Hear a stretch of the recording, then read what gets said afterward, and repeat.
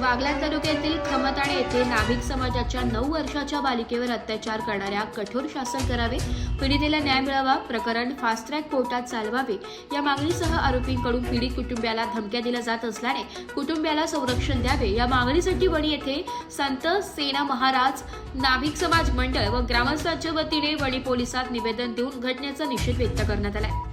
Wani police ठाण्यात संत सेना महाराज नाभिक समाज मंडळाच्या वतीने पोलीस उपनिरीक्षक गणेश कुटे व पोलीस उपनिरीक्षक किरण जगदाळे यांना निवेदन देण्यात येऊन आरोपींना कठोर शासन व्हावे, प्रकरणाची जलद गतीने चौकशी करून पीडितेला न्याय मिळावा, पीडित कुटुंबियाला त्वरित पोलीस संरक्षण पुरवावे अशी मागणी करण्यात आली आहे। दिलेल्या निवेदनात म्हटलंय की खमताणे येथील नाभिक समाजाच्या पीडित कुटुंबियाला 9 वर्षांच्या बालिकेवर गावातील गुंड प्रवृत्तीच्या तुरुंगवास भोगून आलेल्या व्यक्तीने अत्याचार केल्याने या घटनेने संपूर्ण समाज हादरलाय।